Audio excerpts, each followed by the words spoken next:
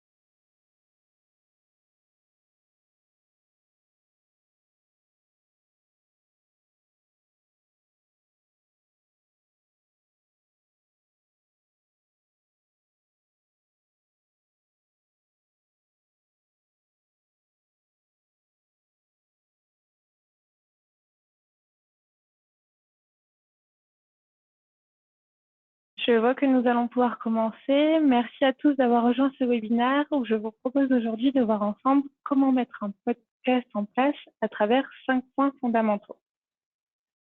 Alors peut-être que vous avez déjà pensé à diversifier les manières de vous adresser à vos clients et potentiels clients, ou tout simplement êtes-vous tenté de vous exprimer sur des sujets juridiques sans pour autant vouloir passer par la phase recherche, synthèse et surtout rédaction. Vous êtes donc au bon endroit. En effet, même si la matière juridique a longtemps été considérée comme inadaptée aux nouvelles technologies, car trop complexe, trop technique, les dernières décennies ont contredit cette affirmation et le droit s'est progressivement saisi des nouveaux modes de communication. Infographie, legal design, motion design et même podcast, aucun n'a résisté à la matière. Les podcasts, qui se présentent sous la forme d'un format audio numérique, sont depuis 2016 en plein essor et en tant que professionnel du droit, vous êtes tout à fait légitime à vous prêter à l'exercice pour toucher votre cible, mais surtout communiquer autour de ce qui constitue le cœur de votre activité, en commentant l'actualité juridique et en prodiguant des conseils sur des problématiques de droit. En optant pour ce format de communication, vous allez permettre à vos auditeurs de vous écouter à tout moment de la journée, ce qui est intéressant, et surtout en cumul de leurs autres activités, comme dans les transports, pendant leur sport ou leurs tâches ménagères, mais également lors d'un moment de leur choix avec la possibilité de télécharger ce format. Facile à réaliser en ce qu'il vous demande peu d'outils techniques, je vous propose de voir maintenant les étapes qui conduisent à la création d'un podcast. En premier lieu, trouver un nom et une identité.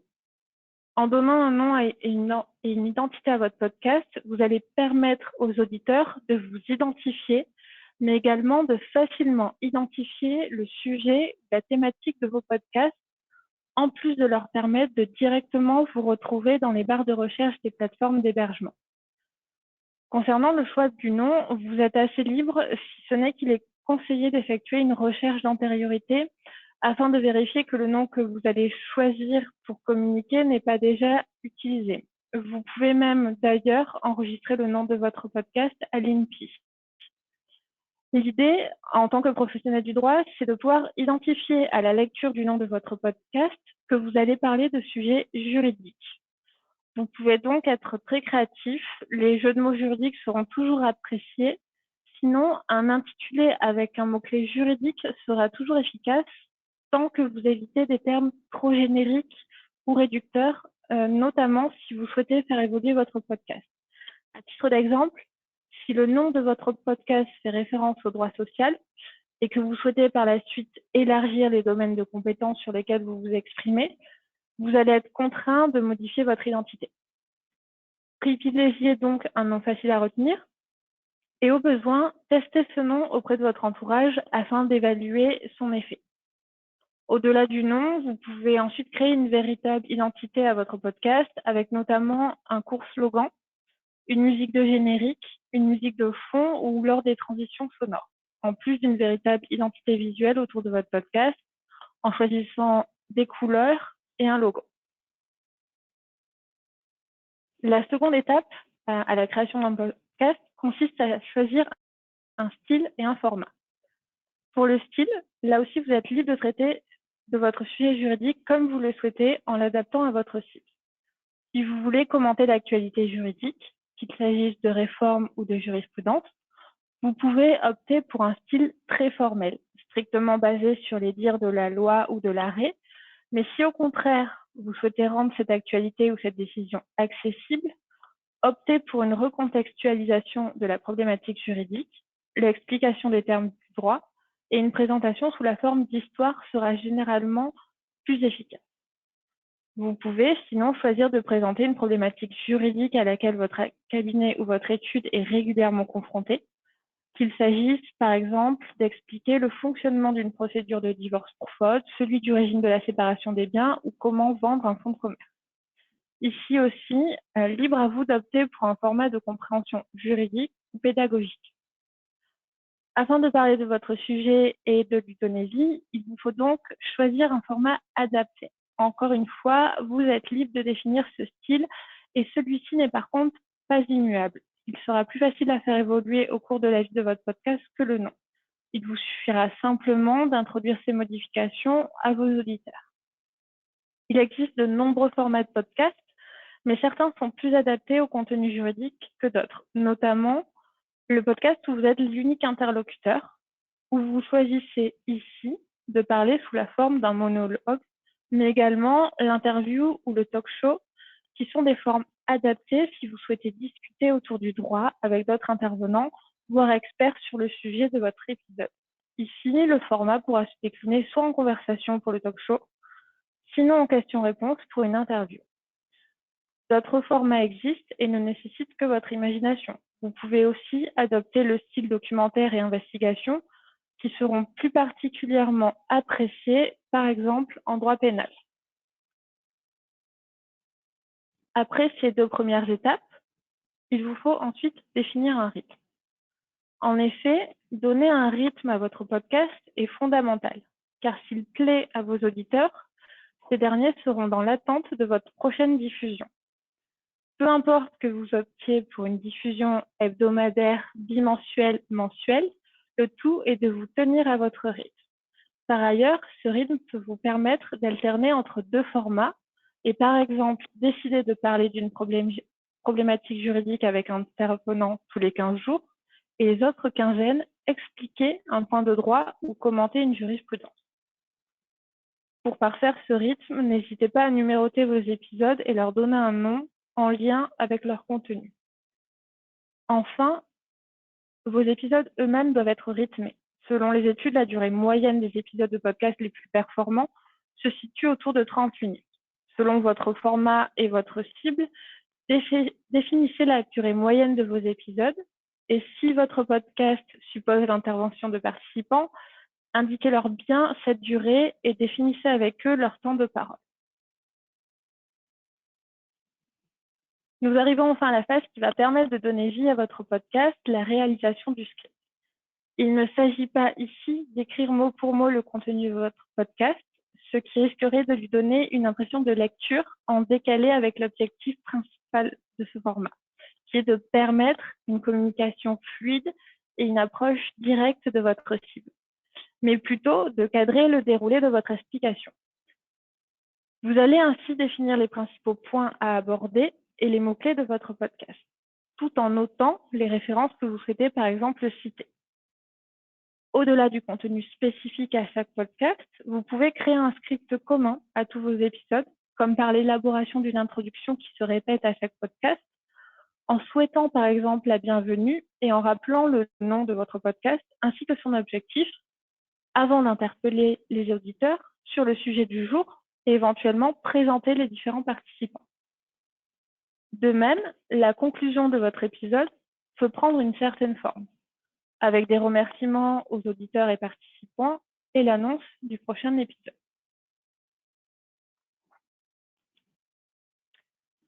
Vous y êtes. Une fois le script créé, servez-vous-en pour enregistrer le podcast. Avant cela, vous devez créer un environnement d'enregistrement propice, ce qui est relativement simple si vous enregistrez votre podcast sans invité, puisque votre téléphone, s'il dispose d'un bon enregistreur audio, suffira amplement. Privilégiez surtout une pièce au calme, coupez tout bruit externe, notamment la sonnerie de votre téléphone et les notifications d'application. Demandez enfin à ne pas être interrompu pendant la durée de l'enregistrement. Avec des invités, vous pouvez opter pour un enregistrement à distance, toujours par téléphone si les conditions techniques s'y prêtent, sinon en présentiel en organisant une rencontre. Si vous souhaitez un résultat optimal, vous pouvez aussi choisir de vous équiper notamment en micro. Lors de l'enregistrement lui-même, il n'y a pas de règle particulière. Veillez simplement à parler de manière la plus naturelle possible pour permettre de capter l'attention de vos éditeurs. N'hésitez pas à faire des pauses pour reprendre votre respiration. Une fois l'enregistrement terminé, libre à vous d'effectuer avec des logiciels adaptés un montage pour y ajouter notamment l'audio, voire des coupes pour effacer certains passages, justement comme les pauses de respiration ou des blancs. Mais rassurez-vous, l'objectif du podcast est de vous rapprocher de votre cible, donc la spontanéité est privilégiée. Parlez à vos éditeurs comme s'ils étaient en face de vous et ne cherchez pas forcément à couper au montage quelques bafouillements ou mots écorchés. Il ne vous reste ensuite plus qu'à héberger votre podcast sur les plateformes de votre choix en créant un compte utilisateur et surtout à diffuser celui-ci sur vos réseaux de communication et votre site internet, en intégrant notamment un lecteur audio. En effet, certains de vos auditeurs privilégieront cet accès car habitués à consulter votre site ou vos réseaux pour écouter votre dernier podcast. Voilà, nous avons pu voir ensemble dans les grandes lignes les 5 principales étapes qui permettent de réaliser un podcast. Je vous propose, si vous le souhaitez, de visualiser certains enregistrements sur le site du MAC Juridique, à titre d'exemple pour vous servir de base pour créer un podcast, mais également si vous souhaitez intervenir sur des sujets de droit, nous serions ravis de vous accueillir dans la voie du droit. La parole est à vous. Si vous avez des questions, je vous propose maintenant d'y répondre.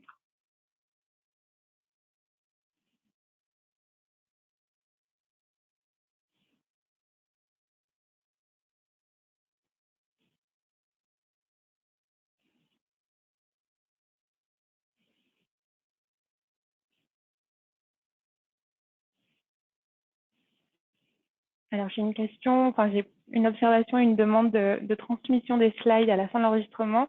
Il n'y a pas de souci, l'enregistrement sera disponible et pourra être communiqué.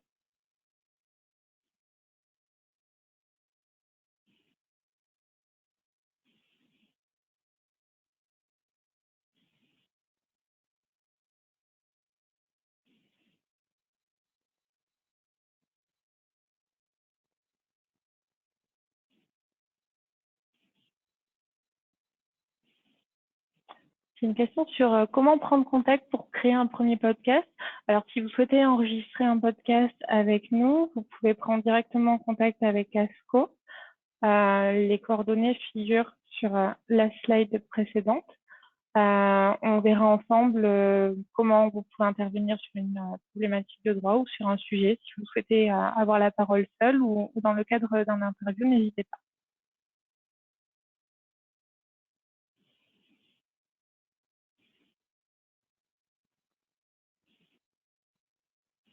Une autre question sur le fait de savoir si l'avocat peut donner un angle totalement décalé dans un podcast. Alors, je dirais que tant qu'on respecte les prérequis de la profession et notamment les règles déontologiques et que vous restez attaché à vos thématiques, il n'y a pas de frein à donner un angle décalé pour parler d'un sujet juridique. Le droit, ces dernières années, est de plus en plus rendu accessible. La forme décalée s'y prête complètement. Voilà. Tant que c'est dans le cadre des règles déontologiques, bien évidemment.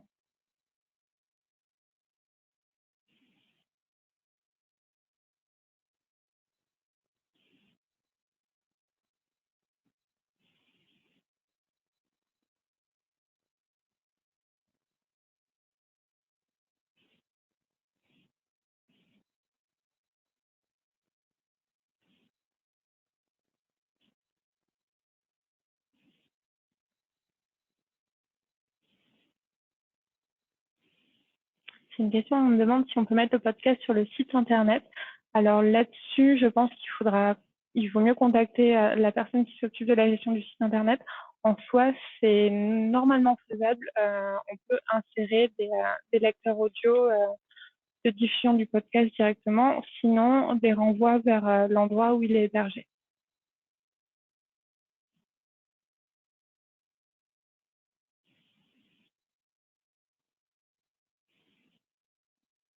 Alors, j'ai une autre question, comment s'organiserait un podcast avec ASCO? On est assez libre là-dessus. Tant qu'on parle d'une problématique juridique, d'un sujet d'actualité juridique ou d'un point assez fondamental en droit, on fait une première rencontre par téléphone. On voit ensemble quel format donner au sujet qui souhaite être abordé par le cabinet et l'avocat. On convient ensemble d'un script avec les grandes lignes qui seront abordées dans le podcast et puis on fixe un rendez-vous pour l'enregistrement du podcast avec, si nécessaire, après une réécoute ensemble et on se charge, nous, derrière, d'héberger et de communiquer autour de ce podcast.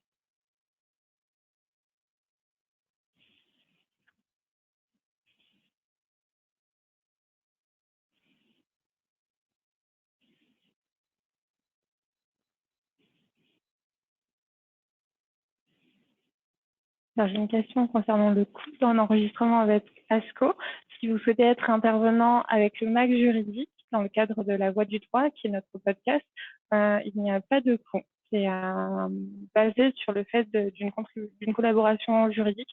On souhaite diffuser l'information juridique de manière libre et gratuite. Donc, si vous prêtez votre voix au MAC juridique, c'est avec plaisir et c'est sans